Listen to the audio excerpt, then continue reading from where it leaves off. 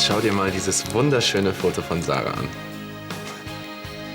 Ich wette, sie wird irgendwann eine großartige Pianistin. Dr. Lahnstein, Sie müssen sofort kommen. Notfall. Selbst Frau Siebert dreht dir davon ab.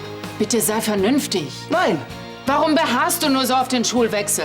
darum geht's doch gar nicht, verdammt nochmal. Ja, und worum geht's dann? Ich und...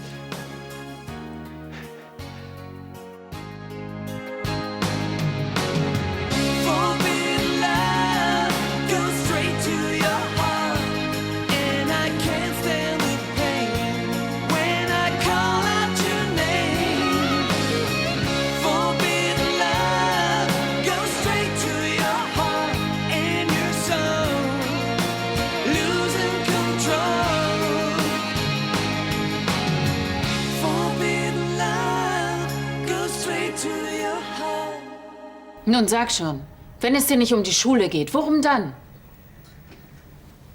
Also, ich und... Paul!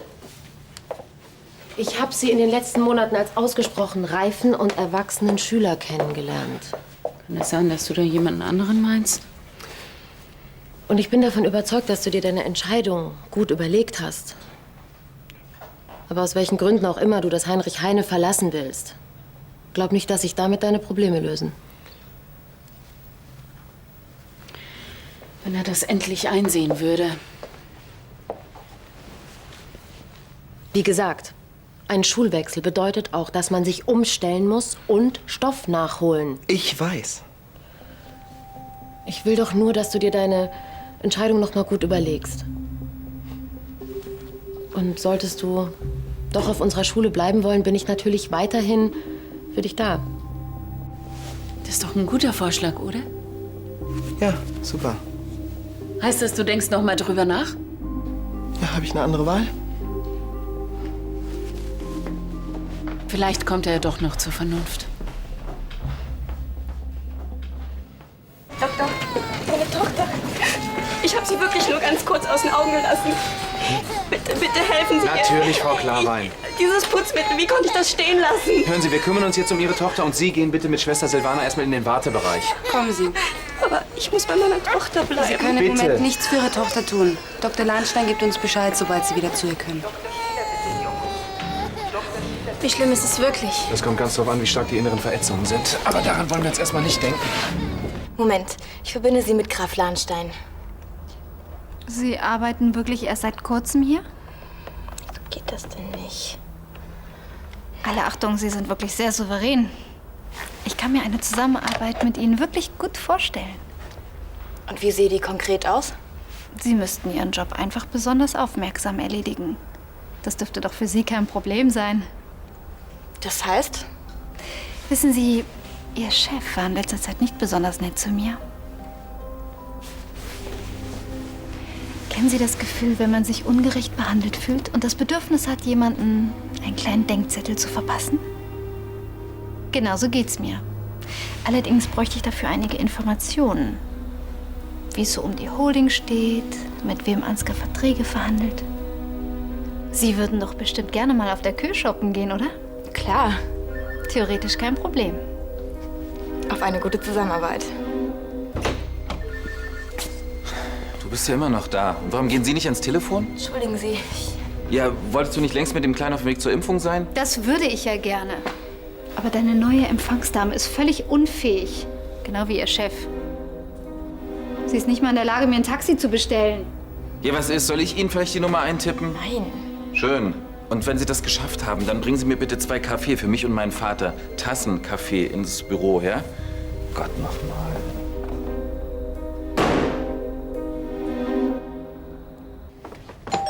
Ich gehe schon. Okay. Hi. Auf dem Weg zur französischen Nachhilfe? Ich hab's eilig. Was gibt's denn? Ich wollte mich mal erkundigen, wie es in der Schule war. Ja, Bio, Miethose, Maihose, die Kneidigen fragt ab. Und Geschichte, Kapitel 5 und 6, Weimar. Nein. Hat jemand nach mir gefragt, weil ich wieder nicht da war? Gefragt.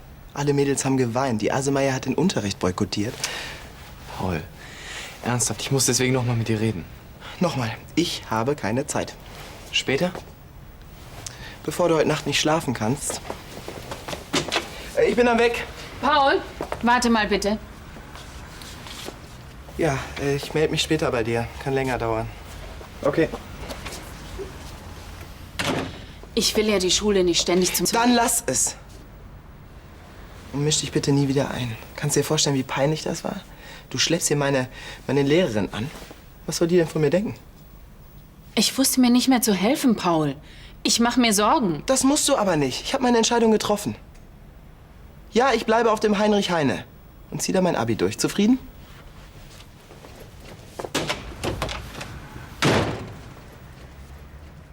Frau Klarwein hat sich etwas beruhigt. Sehr gut. Die Kleine ist auch soweit stabil. Ich brauche jetzt nur noch ganz dringend für OP2 ein Kinderendoskop. Hol ich aus der Pädiatrie. Alles klar, vielen Dank. Leonard, Sarah, hi. Ist gerade ganz schlecht, wir haben einen Notfall. schade. Ich dachte, du und Jana hättet Pause. Ich wollte einen Kaffee mit euch trinken gehen. Tut mir leid, geht leider nicht. Leonard, schnell. Was ist denn? Das Kind, das kleine Mädchen, es ist irgendwas mit dem Kreislauf. Das kann nicht sein. Du hast ihr doch die 5%ige Glukoselösung gegeben. Die 5%ige? Ich habe ihr die 40%ige gegeben. Du hast was? Ist das die falsche? Mein Gott, das kann dem Mädchen das Leben kosten. Der Unternehmensberater hat recht. Wir müssen die Holding gesund schrumpfen. Nur so kriegen wir sie wieder auf Kurs. Gesund schrumpfen.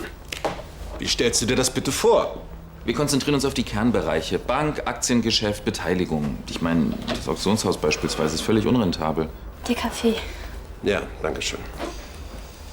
Also, ich schlage vor, dass wir uns von sämtlichen Geschäftsbereichen erst einmal die Jahresabschlüsse vorlegen lassen. Dann sehen wir klarer und können gegebenenfalls weiter entscheiden. Danke sehr. Ja, ich glaube ohnehin, dass in einigen Wochen die meisten unserer Geschäftspartner meinen kleinen Gefängnisaufenthalt vergessen haben und wieder Schlange stehen. Ja, und wenn bei Ihnen erst einmal angekommen ist, dass hier auf der Führungsetage wieder stabile Verhältnisse herrschen. Aber wie gesagt, wir sollten nichts überstürzen.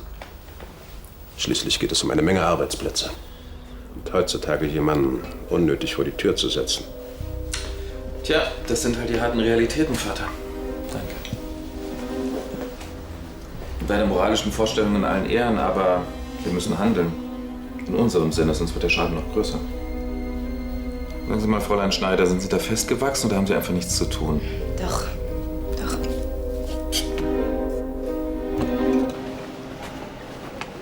Wie geht's meiner Tochter? Sie ist stabil und außer Lebensgefahr. Herr Doktor, ich weiß gar nicht, wie ich... Schon gut, Sie können jetzt zu ihr. Danke.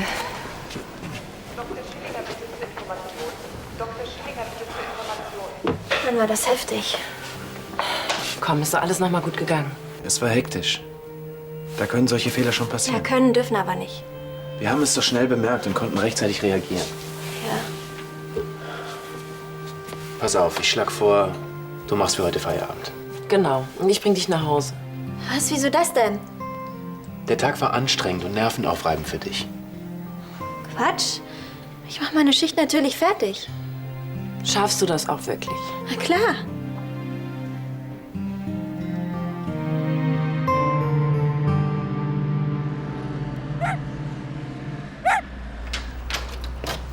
Hey, Besuch für dich. Hallo. Hallo. Also, wenn euch nach Kuchen ist... Danke. Aber mir ist der Appetit vergangen. Na, hoffentlich liegt's nur an den Klassenarbeiten.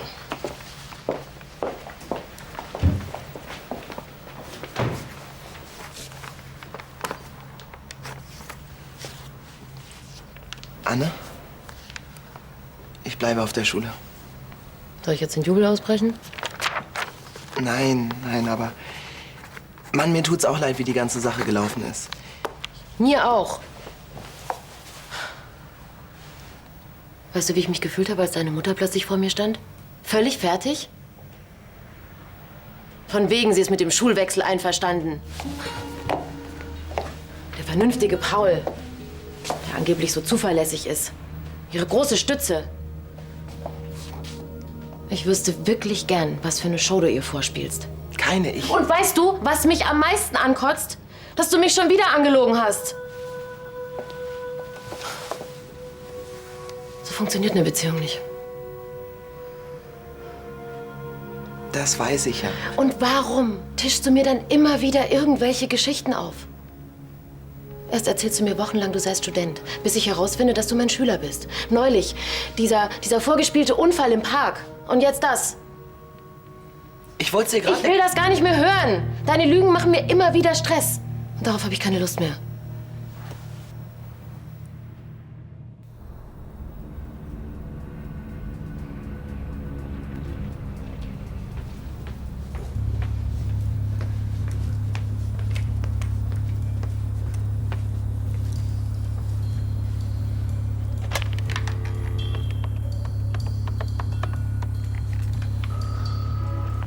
Von Anstetten? Hallo, hier ist Olivia Schneider. Fräulein Schneider, Sie sind ja fix. Nein, motiviert. Haben Sie was rausgefunden? Allerdings. Ich habe dem Grafen gerade Kaffee serviert. Und? Er hatte einen Streit mit seinem Vater. Worüber denn? Um was Geschäftliches. Um was genau? Ich glaube, es ging um die Jahresabschlüsse oder so. Dass der Graf sie sich vorlegen lassen will. Das ist zu Beginn eines Geschäftsjahres doch nichts Außergewöhnliches. Ja, aber der Hammer kommt noch. Ich höre? Ansgar von Lahnstein war bis vor kurzem noch im Gefängnis. Jetzt sind Sie sprachlos, was? Olivia, Schätzchen, wo haben Sie die letzten Monate verbracht? In Meppen. Wieso? Hatten Sie da Anschluss an die Zivilisation durch Fernsehen oder Zeitung? Ja. Dann hätten Sie diese vielleicht auch mal lesen sollen. Über die Verhaftung ist wochenlang berichtet worden. Das habe ich gar nicht mitbekommen. Ach nicht? Aber meine Kohle kriege ich trotzdem, oder? Erstmal müssen Sie eine Leistung bringen. Hören Sie mir mal gut zu. Okay, ich hätte dir gleich sagen sollen, dass Susanne nicht einverstanden ist. Allerdings. Aber ich hab's deinetwegen getan. Meinetwegen. Ja, ich dachte, Susanne stimme ich schon irgendwie um. Hauptsache, ich wechsle so schnell wie möglich die Schule. Anne, ich möchte so viel Zeit wie möglich mit dir verbringen. Stressfrei und vor allem nicht mehr heimlich. Geht dir das nicht auf die Nerven? Doch. Aber weißt du, wann für mich eine Beziehung vor allen Dingen stressfrei ist? Wenn man dem anderen vertrauen kann. Das kannst du wirklich. Wenn ich ständig mit der nächsten Lüge rechnen muss? Ich bring sowas nie wieder. Hörst du nie wieder. Wirklich. Keine Lügen mehr. Das verspreche ich dir.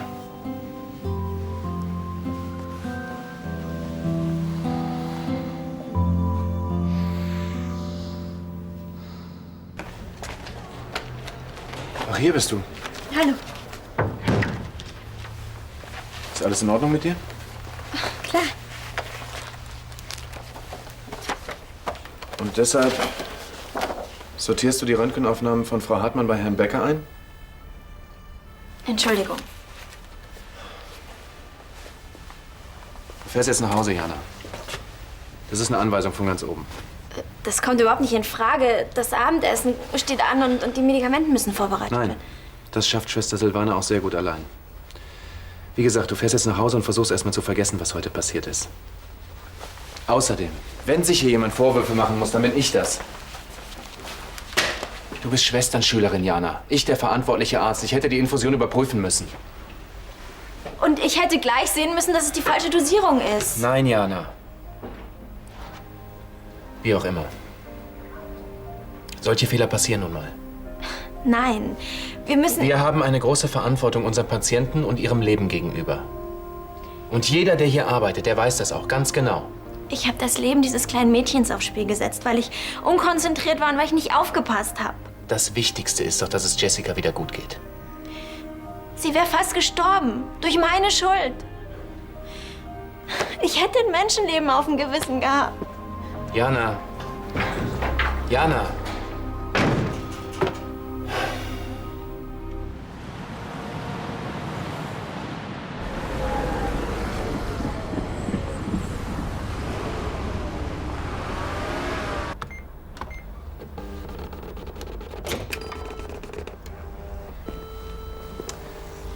Fräulein Schneider, meinen Sie, Sie wären in der Lage, sämtliche Telefonate für mich an den Empfang umzuleiten? Sie sind noch da? Ja, glauben Sie vielleicht, ich melde mich bei Ihnen ab, bevor ich das Haus verlasse? Gut, also kriegen Sie das in den Griff? Klar. Schön, wenn Sie mit der Post fertig sind, können Sie dann auch gehen. Hm? Gut.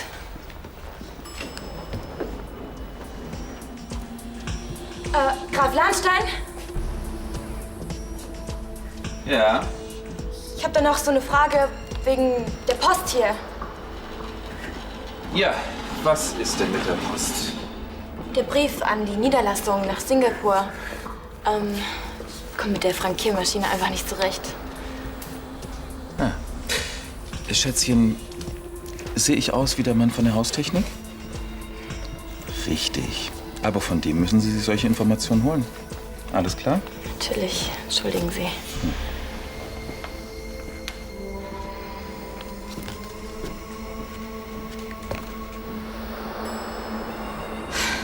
Das war knapp. Aber ziemlich clever. Das hätte ich Ihnen gar nicht zugetraut. Hallo, das ist die Mailbox von Jana Brandner. Hinterlasst mir eine Nachricht, ich rufe zurück. Hi, Sarah. Hi. Hast du Jana gesehen? Ich wollte Sie fragen, ob wir ins Kino gehen oder einfach nur was trinken. Aber sie ist nirgends zu erreichen, nicht mal auf dem Handy. Ach, Mann, das ist kein gutes Zeichen. Dabei könnte sie nach dem Tag wirklich etwas Ablenkung gebrauchen. Ja, da sagst du was. Die Gute war fix und fertig. Sie nimmt ihren Job eben sehr ernst. Ja. Aber so geht der Schuss nach hinten los. Glaub mir, ich kenne solche Fälle. Irgendwann fängt man aus Angst an, über jeden Schritt dreimal nachzudenken. Und spätestens dann steht man sich nur noch selbst im Weg. Am schlimmsten wäre es allerdings, wenn sie jetzt anfangen würde, den ganzen Frust und die Schuldgefühle in sich reinzufressen. Wo könnte sie denn sonst noch sein?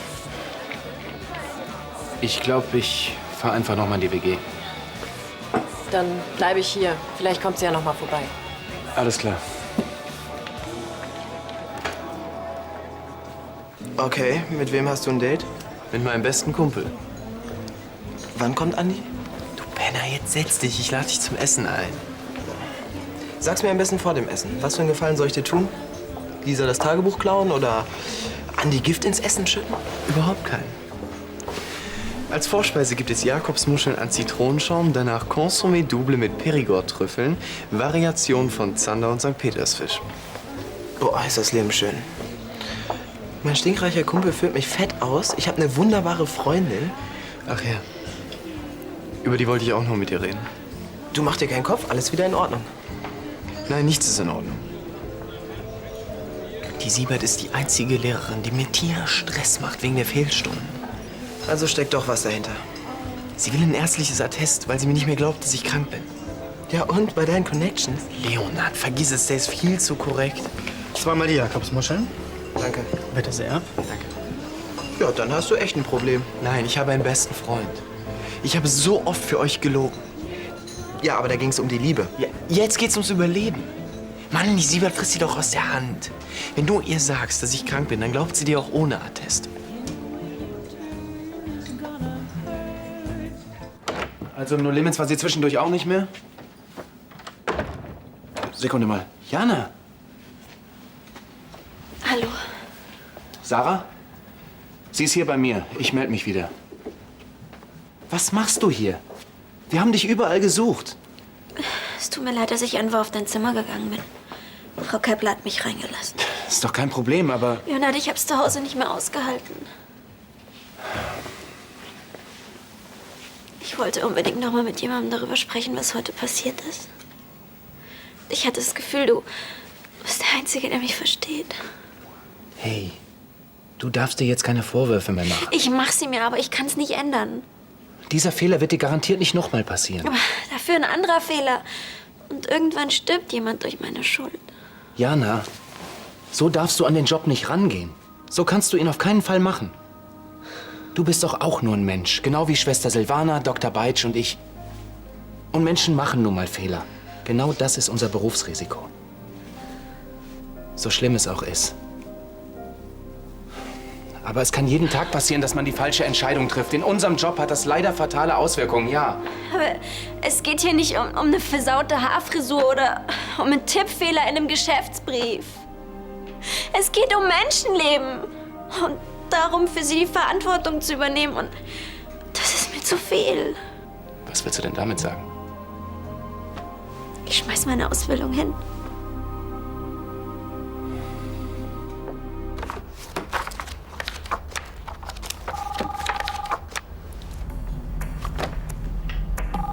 Früher gab es ja mal eine Rufumleitung.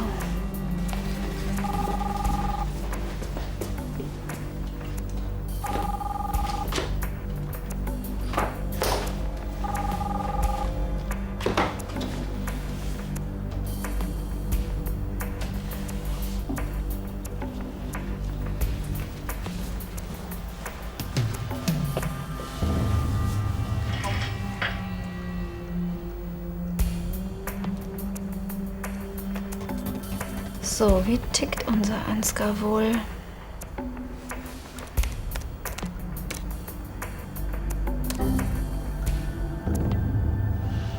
Die große Liebe scheint es ja nicht zu sein.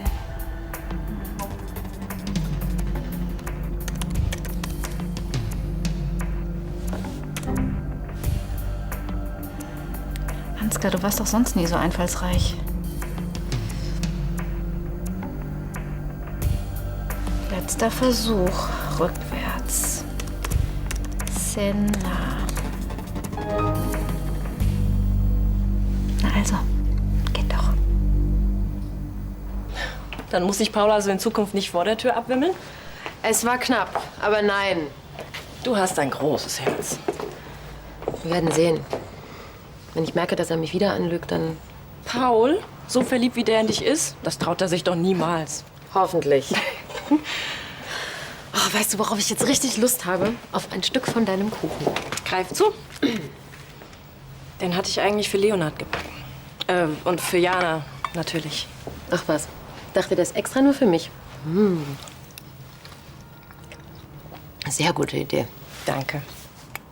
Und? Wie hat der Jana und Leonhard geschmeckt? Gar nicht. Ich war zwar im Krankenhaus, hatte aber keine Gelegenheit, die beiden einzuladen. Die beiden hatten heute einen sehr stressigen Tag. Ein kleines Mädchen hat ätzendes Reinigungsmittel getrunken. Oh Gott. Und dann hat Jana noch irgendwas mit den Infusionen falsch gemacht. Und jetzt macht sie sich Vorwürfe, dass dieses Mädchen ihretwegen hätte sterben können. Das ist bestimmt schlimm für sie. Willst du noch mal zu ihr? Sie ist bei Leonhard. Zum Glück. Er kennt das Gefühl. Diese Selbstzweifel. Klar, als Arzt weiß er, wovon er redet. Und er ist der Einzige, der Jana jetzt helfen kann. Ich hab versagt. Nein, hast du nicht.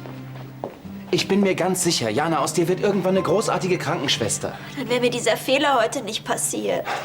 Sonst machst du doch wirklich alles richtig. Neulich zum Beispiel, als dieser, wie hieß er noch gleich, Herr Braun, allergisch auf die Bluttransfusion reagiert hat, hast du ihm das Leben gerettet. Und weißt du warum?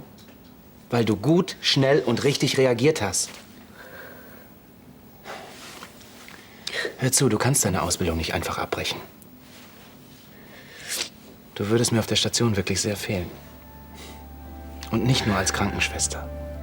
Das sagst du doch jetzt nur so. Nein, das meine ich im Ernst.